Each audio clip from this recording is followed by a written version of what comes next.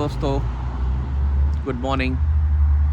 आज मैं आपके साथ एक नया व्लॉग लाया हूँ और इसमें मैं एक न्यू इन्फॉर्मेशन शेयर करूँगा कैसे आप यूएस में रह के अपना पासपोर्ट री इशू करवा सकते हो घर बैठ के। एंड इस केस में जो है मैंने अपनी वाइफ का पासपोर्ट री इशू करवाया है। After marriage spouse name add करवाना था, वो भी पेंडिंग था, और एड्रेस चेंज कराना था, वो भी पेंडिंग था। तो हमने ये कुछ चेंजेस कराए हैं अपने यूएस न्यू जर्सी घर से ही। एंड हमने कैसे डॉक्यूमेंट भेजे, क्या प्रोसेस है, कैसे हमारा पासपोर्ट आएगा, कितनी फ़ीस है, सारा प्रोसेस जो है पूरा इसमें 1 मंथ लग गया है और आज हमारा पासपोर्ट आने वाला है। तो ये जो व्लॉग में है मैं आपके साथ ये सब शेयर करूँगा। सो शुरू करते हैं हमारा व्लॉग।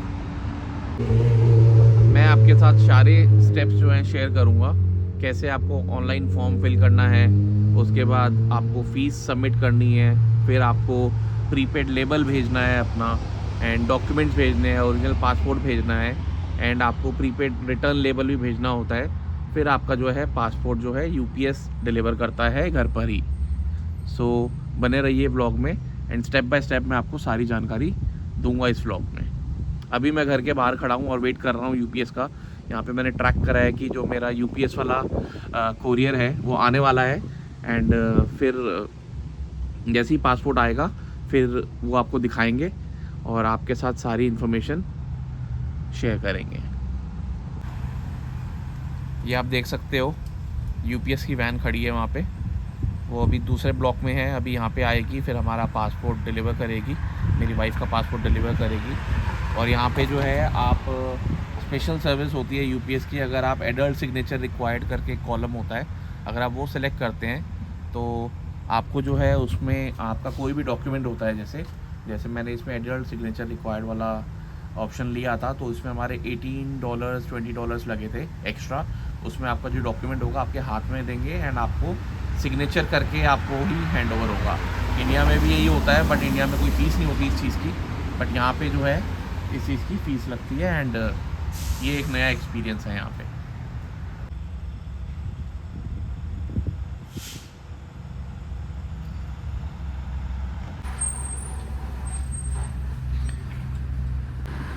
हमारी यूपीएस की डिलीवरी आ गई है। ये हमारी यूपीएस एक्सप्रेस डिलीवरी आ गई है।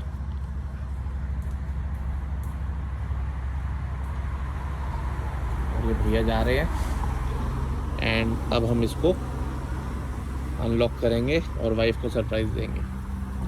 तो चलें अंदर।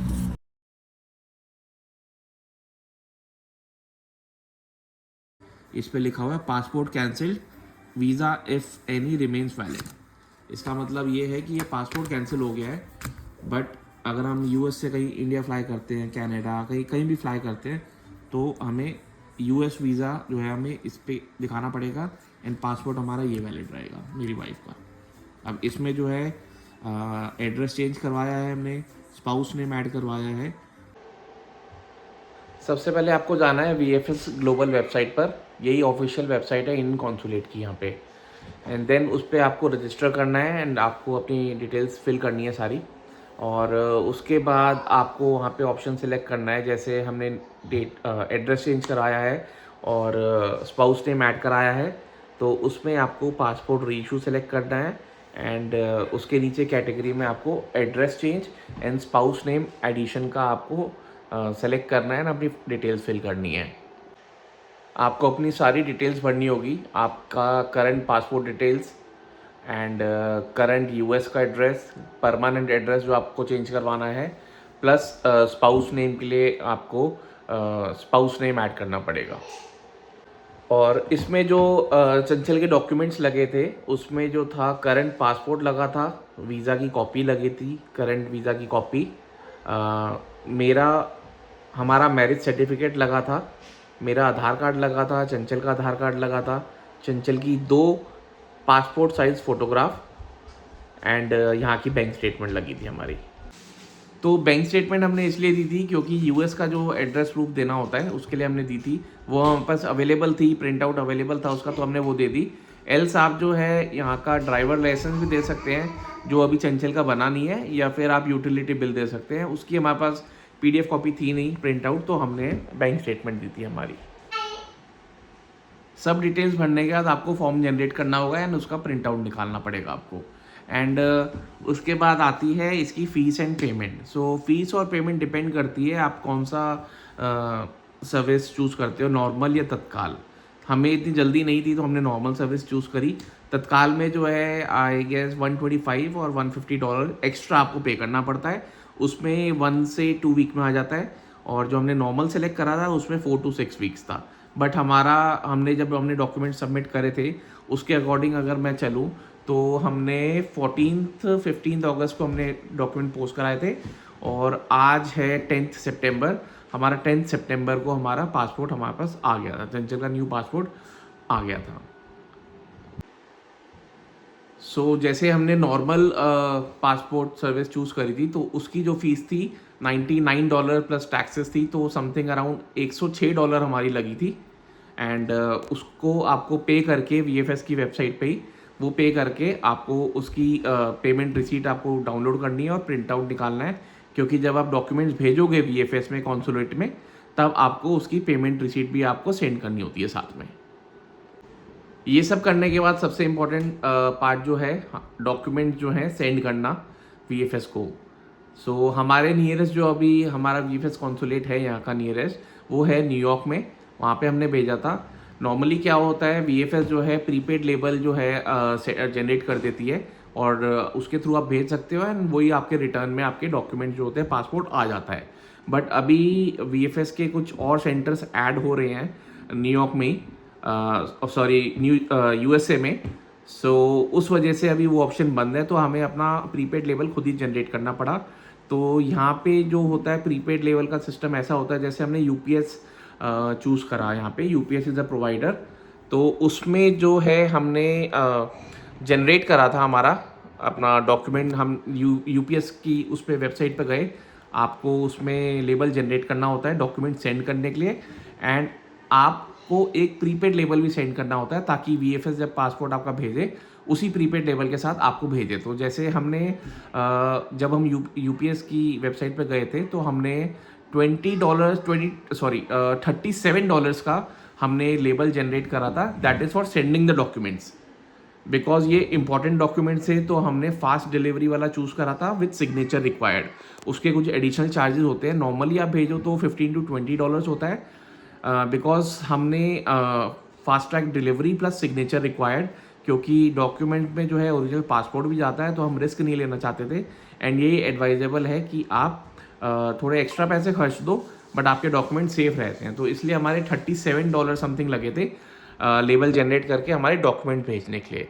एंड डॉक्यूमेंट्स में हमने क्या क्या भेजा था उसमें जैसे चंचल का original passport, 2 passport size photo as per the standard and चंचल का आधार कार्ड, हमारी मैरिज सर्टिफिकेट कॉपी, हमारी बैंक स्टेटमेंट और यहाँ का यूटिलिटी बिल, और एक एनेक्चर लगा था undertaking that for spouse name. और ये हमारे डॉक्यूमेंट सेंड हुए थे हमारे एंड ये हमने सेंड करे थे विद अ प्रीपेड लेवल। जो प्रीपेड लेवल होता है जब हमारे डॉक्यूमेंट्स न्यू पासपोर्ट हमारा आया, चंचल का न्यू पासपोर्ट आया, तब जो है VFS वाले अपने चार्जेस पे नहीं, मतलब अपने पैसे खर्च करके आपको डॉक्यूमेंट नहीं भेजेगी, आपको प्रीपेड लेवल भेजना पड़ता है। तो हमने प्रीपेड लेवल जनरेट करके भेजा था। तो प्रीपेड लेवल में हमें था कि एक बार पासपोर्ट शो हो जाएगा तो चाहे 2 दिन में आए चाहे 4 दिन में आए, उसमें हमने एक्स्ट्रा पैसे नहीं खर्चे, तो उसका हमने नॉर्मल जो है एंड विदाउट सिग्नेचर रिक्वायर्ड वाला हमने चूज़ करा था, तो उसका हमें $25 समथिंग पड़ा था। सो ओवरऑल $35 जाने का, $25 आने का, $60 ये हो गया एंड $160 समथिंग की फ़ीस लगी थी और ये सब हमने डॉक्यूमेंट भेज दिए थे। बट इसमें हमारे साथ ये हुआ था कि जब हमने फर्स्ट टाइम डॉक्यूमेंट्स भेजे थे तो उसमें क्या होता है एनेक्चर जो होते हैं नोटराइज करके भेजने होते हैं, वो हमने ऑफिस से नोटराइज करा लिए थे, बट उसमें नोटराइज में ओवरराइट हो रखा था कुछ। एक्चुअली जो नोटराइज में जैसे इंडिया में गेजेटेड ऑफिसर होते हैं वो वेरीफाई करते हैं, अटेस्ट करते हैं, उसमें स्टैम्प डालते हैं, स्टैम्प में डेट होती है, तो उसमें जो यहाँ की नोटरी ऑफिसर थी उसकी एक्सपायरी जो थी उसके स्टैम्प की वो 2025 थी, बट उसने ओवरराइट करके 2025 की जगह 6 कर रखा था। तो वो ओवर राइड अलाउड नहीं होता। तो VFS से हमारा रिजेक्शन आ गया था that you need to send documents again. And जो हमने फ़ोटोग्राफ भेजी थी, पासपोर्ट साइज़ फ़ोटोग्राफ भेजी थी चंचल की, वो भेजी थी हमने जो इंडिया में हमने चंचल की और मेरी और लियान की पासपोर्ट साइज़ फ़ोटो खिंचवाई थी for US visa, for Hyderabad के जो वैक्स सेंटर है वहाँ का कॉन्सुलेट होता है, बट उन्होंने वो रिजेक्ट कर दी। तो फिर हमें दोबारा फिर यहाँ पे फ़ोटोग्राफ क्लिक कराने के लिए जाना पड़ा। तो फिर हमने जो है पासपोर्ट साइज़ फ़ोटो खिंचवाई, और यहाँ पे जो है पासपोर्ट साइज़ फ़ोटो जो है बहुत कॉस्टली होती है और हर जगह खिंचती भी नहीं है। तो उसके लिए फिर हमें दोबारा देखा, हमने इंटरनेट पे रिसर्च करी कहाँ पे यहाँ खिंचवा सकते हैं। तो समरवेल में वही था कि हमें UPSC समझ आया जहाँ पे कन्वीनियंट लगा, और चार्जेस सबसे कम जो थे वहीं पे थे।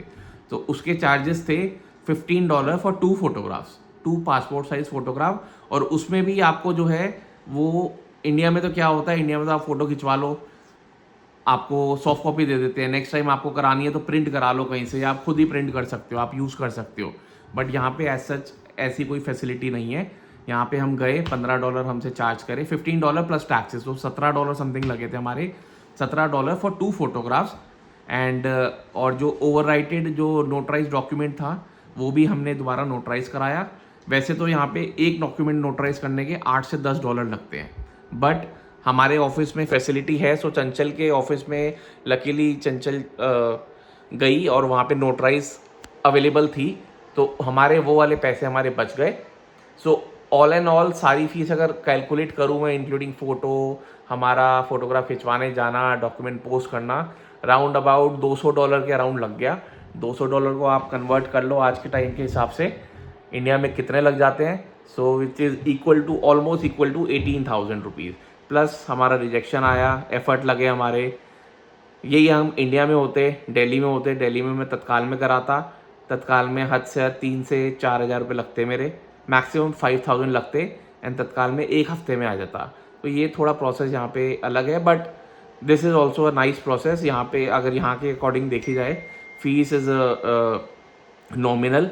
अगर मैं इंडियन से कंपेयर करूँ तो ऑब्वियसली ज़्यादा ही लगेगी, डॉलर में कम, डॉलर को अगर मैं रुपीज़ में कन्वर्ट करूँगा। बट अगर यहाँ के हिसाब से देखा जाए तो it's a nominal fees for री इशू ऑफ द पासपोर्ट। घर बैठे हमारा चंचल का री इशू हो गया पासपोर्ट, नया पासपोर्ट आ गया, स्पाउस नेम ऐड हो गया, एंड एड्रेस चेंज हो गया। तो हमारा जो चंचल का जो पासपोर्ट था विद इन 30 डेज़, मतलब रिजेक्शन भी आया, स्टिल रिजेक्शन होने के बाद हमने डॉक्यूमेंट्स विद इन 2 डेज़ दोबारा भेज दिए थे। वैसे 7 डेज़ का टाइम होता है, 7 to 10 डेज़ में जब आपका रिजेक्शन आता है। तो हमने डॉक्यूमेंट विद इन 2 डेज़ दोबारा भेज दिए, दोबारा उसका UPS से हमने दोबारा पोस्ट करवाए, उसके $10-15 अलग लगे। सो हमने दोबारा भेजे, एंड फिर वो एक बार में एक्सेप्ट हो गए थे। उसके बाद स्टेप्स होते हैं, VFS वालों ने एक्सेप्ट करा, your application has been accepted. उसके बाद फिर वो इंडिया कॉन्सुलेट जाता है, वहाँ पे फिर बैकग्राउंड चेक होता है, वेरिफिकेशन होती है, एंड उसमें फिर जैसे इसमें एड्रेस चेंज था तो पुलिस वेरिफिकेशन भी इनिशिएट हुई है। बट इसमें हमारे साथ क्या हुआ, हमारे को जैसे हमें मैसेज आ गया था आज ही, मतलब 10 सितंबर को हमें मैसेज आ गया था कि आपका पासपोर्ट ऑन द वे है फ्रॉम VFS, क्योंकि हमने UPS से हमने प्रीपेड डिलीवरी भेज रखी थी। तो 1 डे डिलीवरी था, क्योंकि न्यूयॉर्क से न्यू जर्सी 1 आवर का डिस्टेंस है, तो 1 आवर का ही, मतलब 1 आवर का डिस्टेंस है, तो सेम डे ही, मतलब जैसे हमारा कल डिस्पैच हुआ था 9th को हमें ईमेल आई थी, और 10th को हमें सुबह मैसेज आ गया था कि डिस्पैच हो गया है न्यूयॉर्क से, एंड 10th को ही पुलिस वेरिफिकेशन जनरेट हुई है। तो यहाँ पे ऐसा नहीं है कि आपकी पहले पुलिस वेरिफिकेशन होगी उसके बाद आपको पासपोर्ट सेंड करेंगे, तो पुलिस वेरिफिकेशन जो है बैकएंड में चलती रहती है। सो हमारे केस में भी यही हुआ, हमें पासपोर्ट जिस दिन रिसीव होना था, तो इंडिया में और यहाँ के टाइम डिफरेंस में यही फ़र्क है, जब यहाँ पे रात होती है वहाँ सुबह होती है। तो जब हम सो रहे थे तो उस टाइम पुलिस वेरिफिकेशन के लिए कॉल आई होगी चंचल के नंबर पे, बट चंचल कॉल नहीं पिक कर पाई। एंड हमारे, मतलब मेरे घर पे जो हमारा परमानेंट एड्रेस है वहाँ पे वेरिफिकेशन के लिए जो जाते हैं, पासपोर्ट जो है जिस दिन मतलब वेरिफिकेशन वहाँ पे हुई, एंड उसी दिन हमारा तो दोस्तों ये था पूरा प्रोसेस पासपोर्ट री इशू करवाने का, स्पाउस नेम ऐड कराने का, एड्रेस चेंज कराने का। तो मेरी राय यही है कि आप स्टेप बाय स्टेप चलो, सारे प्रोसेस फॉलो करो, अपने डॉक्यूमेंट चेकलिस्ट होता है जो वीएफएस की वेबसाइट पे, उसके हिसाब से चलो, सारे डॉक्यूमेंट सीक्वेंस में लगा के एंड प्रीपेड लेबल के साथ आप वीएफएस कॉन्सुलेट सेंटर भेजो। तो आपका जो पासपोर्ट है या कोई भी आपको चेंजेस कराने हैं वो आपके इजीली हो जाते हैं। एंड यहाँ का सिस्टम बहुत अच्छा लगा हमें। एंड सिर्फ एक मेल आई थी हमें कि हाँ भाई आपका ये डॉक्यूमेंट में इशू है, वो भी जेन्युइन चीज़ थी, और हम शायद उन्हें भी नहीं पता होगा, बट जैसे ही वो रीज़न आया तो हमने दोबारा नोटराइज कराया है एंड नोटरी पर्सन को हाईलाइट करा कि ये रिजेक्शन रीज़न आया है, और हमने 2 न्यू फोटोग्राफ के साथ हमने दोबारा भेजा वो डॉक्यूमेंट। एंड हमने दोबारा भेजा था आई गेस 26 अगस्त को, जो रिजेक्शन के लिए 2 डॉक्यूमेंट्स मांगे थे, फोटोग्राफ और एनेक्शर पे नोटराइज दोबारा करा के। एंड 25-26 को हमने भेजा और 9 सितंबर को हमारा डिस्पैच हो गया था, और चंचल का न्यू पासपोर्ट 10 सितंबर को चंचल को रिसीव हो गया था। तो सारा प्रोसेस बहुत स्मूथ है। तो अगर आपको इससे रिलेटेड कोई भी क्वेश्चन हो तो आप मेरे से डायरेक्ट कमेंट में करके पूछ सकते हो, एंड आप बताइएगा आपको कैसा लगा। एंड इससे पहले भी मैंने एक ब्लॉग डाला है जिसमें मैंने अपना न्यू जर्सी का ड्राइविंग लाइसेंस बनवाया था, वो भी मेरा 15 डेज़ में आ गया था। तो यहाँ पे सिस्टम बहुत स्मूथ है, क्लियर है। आप वेबसाइट पे जाइए, स्टेप बाय स्टेप फॉलो करिए, किसी कोई मीडिएटर नहीं होता है यहाँ पे, आपको ऑनलाइन ही सारा काम होता है, एंड ऑनलाइन ही के थ्रू आप सारा डॉक्यूमेंट अपने, अगर आपके डॉक्यूमेंट सही हैं, आपका सब कुछ वैलिड है, तो आपको कोई दिक्कत नहीं आएगी। एंड आपकी सारी सर्विस जो होती है, जैसे पासपोर्ट भी घर पे आ गया था, एंड बहुत सही लगा हमें प्रोसेस। एंड आप भी बताइएगा अगर आपको, जैसे अगर कोई यहाँ से यूएस से वीडियो देख रहा है मेरी, तो अगर आपको कोई चेंजेस कराने हो या पासपोर्ट के लिए आप न्यू पासपोर्ट अप्लाई कर रहे हैं या री इशू के लिए कर रहे हैं, आप इंडिया से हैं, तो I can also help you and I can answer in a better way.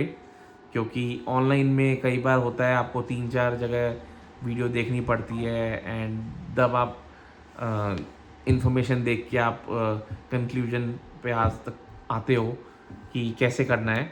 But ये एक्सपीरियंस मेरा खुद का है, एंड बहुत इजी था प्रोसेस।